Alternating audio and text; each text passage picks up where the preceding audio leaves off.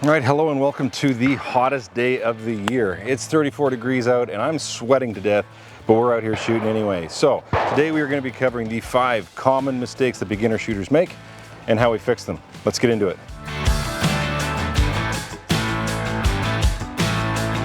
So public enemy number 1 is gun mount. You do see a lot of people, they have a tendency when they're holding a shotgun for the first time or they're out shooting, they will stand perfectly upright or lean back even for that matter because the gun might be a bit heavy. They will bring the gun up into their shoulder and they will try to line the gun up with where the target's coming from. If you're shooting low crossing birds, you end up with somebody who's mounting a gun like this or even like this. Or I've seen extreme versions where they're like this. They're all bunched up, really awkward, not a fun shooting experience. When you have body positioning like that, it can lead to a lot of kick, a lot of pain. You can drive the gun up into your cheek, into your shoulder, bruising, all kinds of nastiness.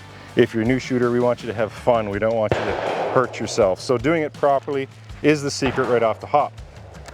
What I would suggest to get in the habit of mounting a gun the right way, these guns are shaped in a very specific way. Most of the time, if we're shooting waterfowl with them, they're designed to shoot things that are up in the sky or above the treetops.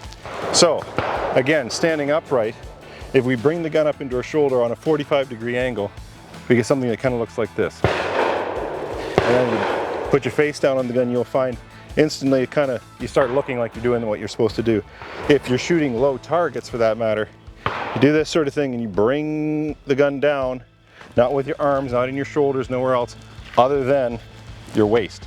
You want to mount the gun on a 45-degree angle into the shoulder, facing the comb, bend at the waist, and you're in a pretty good shooting position to start. Now everybody kind of has their own little flair on how they like to do it. However, that is a great way to get started. The other thing you can do when you're at home is just practice mounting your gun. You want a good consistent mount over and over again because consistency is how you get good at this game. You do not want to have a mount that sometimes you're up here, sometimes you're down here, sometimes you're over here, sometimes you're over there, all over the place. That might be a bit of an extreme example, but you want a nice consistent place where the gun always sits so you can get consistent results.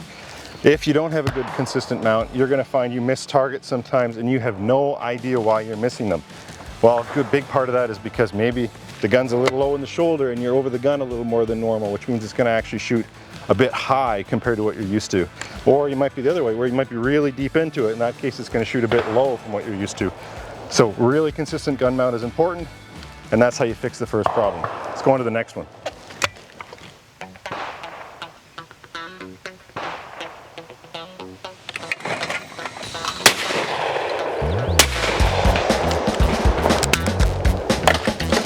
All right, the second thing I see a lot of people doing is not a proper stance or positioning their feet properly. There's a lot to think about when you first start shooting sporting clays. You got these flying discs through the airs, you got guns, you got noise, you got recoil, you got all these things to think about. Can be a lot of overwhelming information right on the hop. But one thing we need to remember is how your feet work. So what I see a lot of people doing is they'll come into the box, they'll just sort of set up, you go, okay, well I'm gonna see the target over there, so they start moving their feet over here and then they come up and they aim and they're over here. And when they go to shoot, they got to twist and do all this awkward motion to try to get on the target. Main thing is you always want to point your feet square to where you're going to break the target. So a good example is with crossing targets. A lot of people, like I said, do that thing where they get all kind of crossed up. If I'm going to break this delta target that's coming across, it's quartering but it's crossing pretty heavily, I know I'm going to break it out here. I'm going to set my feet up like I'm going to break the target here, and then I'm going to come back to where the target's going to be, and that way I get to uncoil and come through the target. You don't want to be fighting your body when trying to shoot a target. You want to kind of everything to be sort of natural, and your body, if you're coiling it up, if you're going to break the target here and you're coming back this way, it's almost relaxing just to come back to that neutral position where you're going to break it. Where if we turn our feet, it's relaxing over here and it gets more and more tense and awkward as we come across. So setting your feet to where you're going to break the target is a key component to consistency in breaking clays on the onset. The other thing we want to think about is the distance between our feet, or how we weight them. Now everybody has a little bit of a personal feel to how they like to do this. Myself, I'm somebody who's pretty close to 50-50.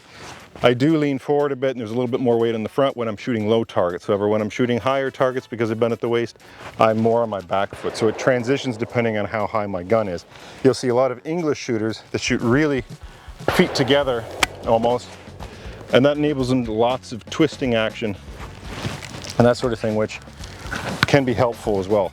Everybody has their own preference. The thing I don't like about having your feet too close together is I find that recoil on high targets or low targets, I get a lot of pushing that goes on, where when I'm into the gun a little bit more weight, I can control the muzzle a little bit more and it's not going to move around on me.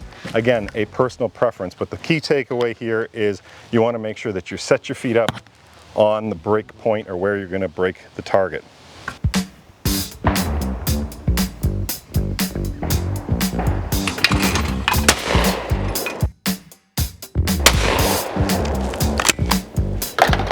All right, the third thing that I find a lot of people don't do, and that is choose a break point. The break point is obviously where you plan to kill the target. It's kind of almost where the whole thing starts in many regards. You do see a lot of people that come up into a stand and they're just like, okay, where's the bird? I'm gonna shoot the bird when I see it, and then they just go for it and that sort of thing. You're giving yourself a whole bunch of disadvantages there. If you can choose a break point, you know that's where I see the target the best, that's where I'm gonna kill the target, that's where everything's going to happen. So you can start working backwards from that point. You will miss many more targets if you just haphazardly come at it. So you want to choose a break point. The secret to choosing a break point is choosing a point that you see the bird the best.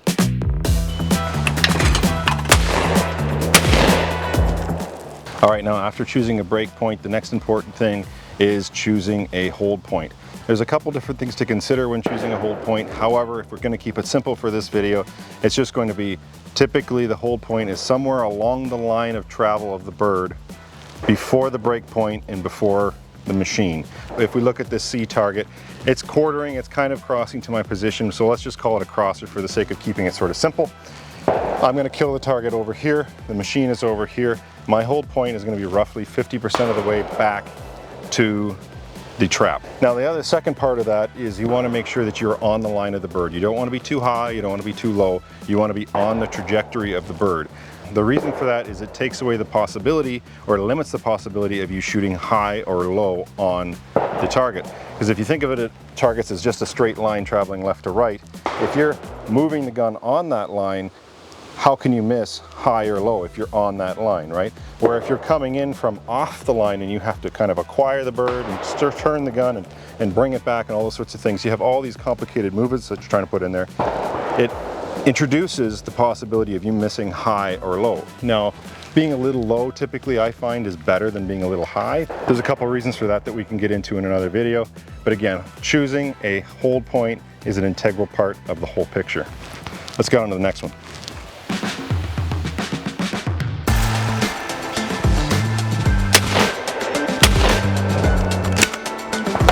All right, and the third part of the holy trinity of clay shooting is look point.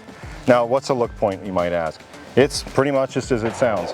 You have your break point, which we know on this C target that we're shooting here right now, this crossing target. The break point is straight out in front of us. Now, because again, this is a crossing target, I'm going to wind myself back towards where I can see the bird, about 50% towards where the trap is. That's going to be my hold point, for example. So now the look point, we know the machine is over there. This C target is one of the ones that you can't actually see the thrower, so I'm going to be soft focusing in that area, just sort of in front of where I can start to see the bird or where it appears. That way I give my eyes a little bit of a moment to pick it up. I want my eyes to be sort of still, looking into that space and just waiting for the bird to appear. Now, what can happen if you don't choose a good look point, and you can do that more easily than you think. For example, my personal style is I almost like to look right at the trap. If I can see it, my eyes pick things up pretty quickly, so I'm able to get on it, look at it, and everything can come together. It enables me to shoot things a little bit faster. But for example, if you find you just see blurriness and you can't pick it up, and then you got the bird's beating your eyes and you got to chase it down and cause this rush sort of panic feeling, you're choosing a look point that's too far back to the trap. So if I was somebody who maybe took a little bit longer to see things with the C target, I might look, instead of right in that beginning opening where the bird starts to appear, I might move out 5 or 10 yards. So it gives my eyes a moment to see it track it without the target actually beating my eyes. Now that is all 5 items, however I'm going to give you one more bonus thing to consider, and that is throwing a sighting pair of each bird before you shoot them. It's almost a given, but many people don't do it, is how are you going to make a plan between your break point, your look point, your feet, your stance, your mount, all these sorts of things if you have no idea what you're going to shoot. It is fun to go out and just chase birds down with your friends. However, if you're interested in getting better and shooting higher scores, these are things that need to happen. So throw a sighting pair to start and it will save you clays and targets in the long run.